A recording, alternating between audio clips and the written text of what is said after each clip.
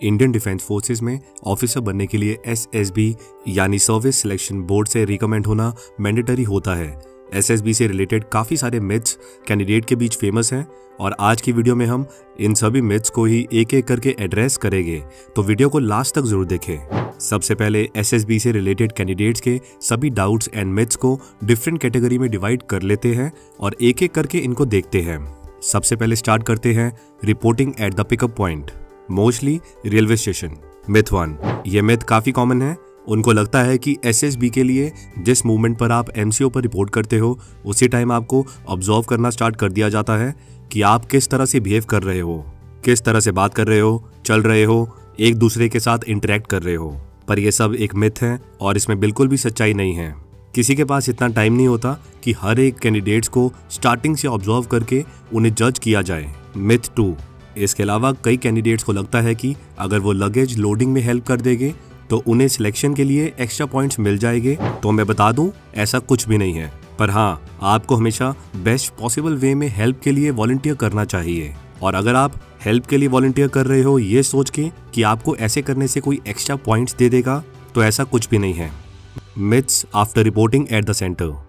Myth 3, आपने जरूर देखा होगा कि सेंटर पर रिपोर्ट करने के बाद हर कोई एक दूसरे से इंग्लिश में इंटरेक्ट करने की कोशिश कर रहा होता है। उनको लगता है कि ऐसा करके वो एक अच्छा इंप्रेशन क्रिएट कर पाएंगे, पर इससे एसएसबी का कोई लेना देना नहीं है। SSB is to test your effectiveness and not your knowledge in any particular language. फिर भी ये हमेशा रिकमेंडेड रहेगा कि आप इंग्लिश में बात करें। इंग्लिश में बात करें किसी को इम्प्रेस करने के लिए नहीं, बल्कि as an standard speaking language. SSB centres पर इंडिया के डिफरेंट रीजन से कैंडिडेट्स आते हैं और हर एक कैंडिडेट हिंदी के साथ कंफर्टेबल हो ये जरूरी नहीं है। इसलिए इंग्लिश में बात करना आपको बाकी कैंडिडेट्स के साथ रेपो बनाने के लिए हेल्पफुल होगा। मिथ 4, ये मिथ खासकर उन कैंडिडेट्स के बीच काफी कॉमन है जो सिविल बैकग्राउंड से हैं। उनको लगता है कि अगर कैंडिडेट आर्मी बैकग्राउंड या फिर किसी मिलिट्री स्कूल से आते हैं तो उन कैंडिडेट्स के रिकमेंडेशन के चांसेस काफी हाई होते हैं कंपेयर टू दोज कैंडिडेट्स जो सिविल बैकग्राउंड से हैं। पर सच्चाई यही है कि रिकमेंडेशन का कैंडिडेट्स के बैकग्राउंड से कोई भी लेना देना नहीं है।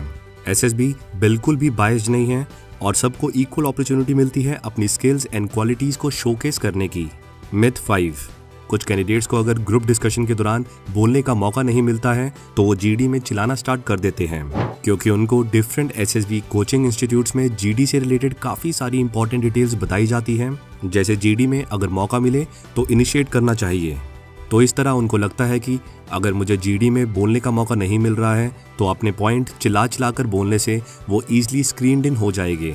पर हकीकत में ये बिल्कुल गलत अप्रोच है और जीडी के दौरान टीम वर्क आपका प्राइम फोकस होना चाहिए, ना कि बस अपने पॉइंट पुट फॉरवर्ड करना क्योंकि आपको बोलने का मौका नहीं मिल रहा है इसलिए। मिथ 6, अच्छा तो काफी कैंडिडेट्स को ये भी लगता है कि OIR चेक नहीं किया जाता है। तो मैं बता दूं, ऐसा बिल्कुल नहीं है, बल्कि OIR आपकी स्टेज 1 को क्लियर करने में वाइटल रोल प्ले करता है। और अगर आप एसएसबी की स्टेज 1 को श्योर शॉट क्लियर करना चाहते हो तो OIR में आपको अच्छा परफॉर्म करना जरूरी है, जिसके लिए मैं आपको यहाँ पर एक बुक रिकमेंड करना चाहूंगा, दैट इज एसएसबी OIR। ऐसे तो एसएसबी इंटरव्यू 5 डे प्रोसेस है, पर अगर आप स्क्रीन आउट हुए तो आपको पहले दिन ही वापस भेज दिया जाएगा। स्टेज 1 डिपेंड करता है आपके OIR एंड PPDT पर। SSB OIR by DDE is a benchmark and is also recommended in राष्ट्रीय मिलिट्री स्कूल RIMS एंड सैनिक स्कूल्स। इस बुक के कंटेंट्स को खुद एक्स एसएसबी प्रेसिडेंट ने फॉरवर्ड किया है and it increases your selection chances in stage 1 SSB with strong OIR and PPDT practices, available on Amazon and Flipkart. Myth 7, कई लोग आपको ऐसा बोलते हुए मिल जाएंगे कि एसएसबी सेंटर्स पर आपके स्टे को मॉनिटर किया जाता है। सेंटर्स में हिडन कैमरा इंस्टॉल्ड होते हैं जहां से आप पर नजर रखी जाती है, पर हकीकत में ऐसा कुछ नहीं होता। कोई हिडन कैमरास एसएसबी सेंटर्स पर कैंडिडेट्स को मॉनिटर करने के लिए इंस्टॉल्ड नहीं किए जाते हैं। ऐसा सिर्फ इसलिए बोला जाता है ताकि कैंडिडेट्स स्टे के दौरान जेंटलमैन की तरह अपने आप को पोर्ट्रे करें। सिमिलरली अगला मिथ है कि आपके स्टे के दौरान मेस बॉय और धोबी भी आपको ऑब्जर्व करते हैं, इसलिए उनके साथ अच्छे से बिहेव करो। पर ऐसा बिल्कुल नहीं होता। मेस बॉय और धोबी अपने काम में बिजी होते हैं और कोई भी आपका बिहेवियर ऑब्जर्व नहीं कर रहा होता है।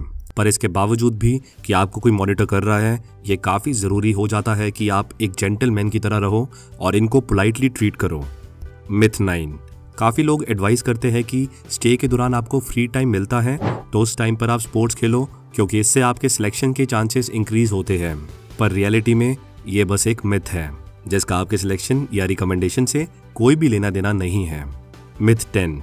अगला काफ़ी बड़ा मिथ है कि रिपीटर के सिलेक्शन के चांसेस काफ़ी लो होते हैं एज कम्पेयर टू फ्रेशर्स, क्योंकि रिपीटर्स को ऑलरेडी पहले किसी एसएसबी बोर्ड ने रिजेक्ट किया हुआ है। पर रियलिटी में एसएसबी रिपीटर हो या फ्रेशर, सबको इक्वल अपॉर्चुनिटी देता है जब बात आती है सिलेक्शन की। हाँ, कॉन्फ्रेंस आउट होने का बस एक ड्रॉबैक है कि नेक्स्ट टाइम आप जब भी एसएसबी के लिए जाएंगे तो आप एक रिपीटर होगे और आपको दूसरे रिपीटर के साथ इवेल्युएट किया जाएगा। वही फ्रेशर्स को उन कैंडिडेट्स के साथ इवेल्युएट किया जाता है जो आज तक सेकंड स्टेज तक नहीं पहुंचे हैं।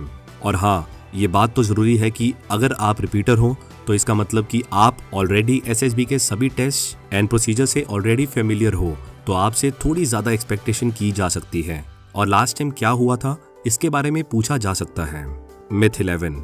काफ़ी लोगों को लगता है कि अगर एसएसबी में कोई अप्रोच है तो आपका सिलेक्शन ईजिली हो जाएगा, पर मैं आपको क्लियरली बता दूं कि इस मामले में एसएसबी कंप्लीटली ट्रांसपेरेंट सिस्टम है और अगर फिर भी आपको कोई अप्रोच करता है कि वो आपका रिकमेंडेशन करवा देगा तो उनकी बातों में बिल्कुल भी मत आए। अब बात करते हैं myth during GTO. Myth 12।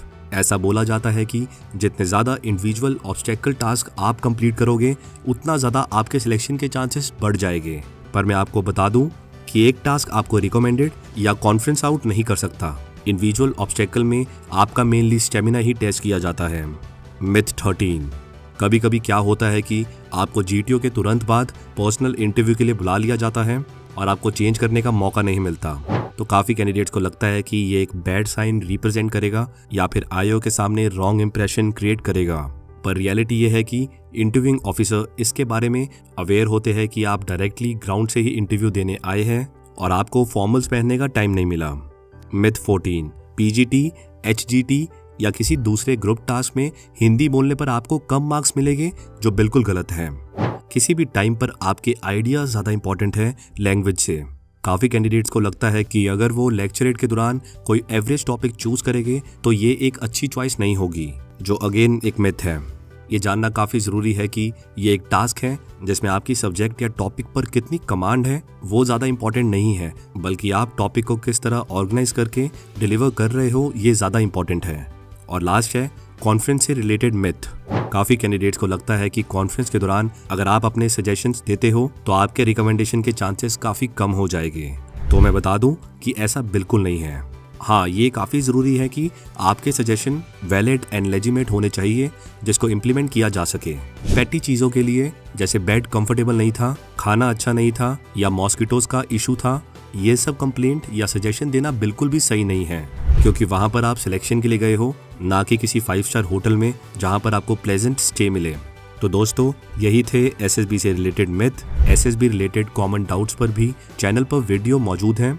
Video का लिंक आपको आई बटन या डिस्क्रिप्शन बॉक्स में मिल जाएगा। लाइक करें हमारी वीडियो को और हमेशा की तरह हमारी वीडियो को शेयर करते रहें। मिलते हैं अगली वीडियो में।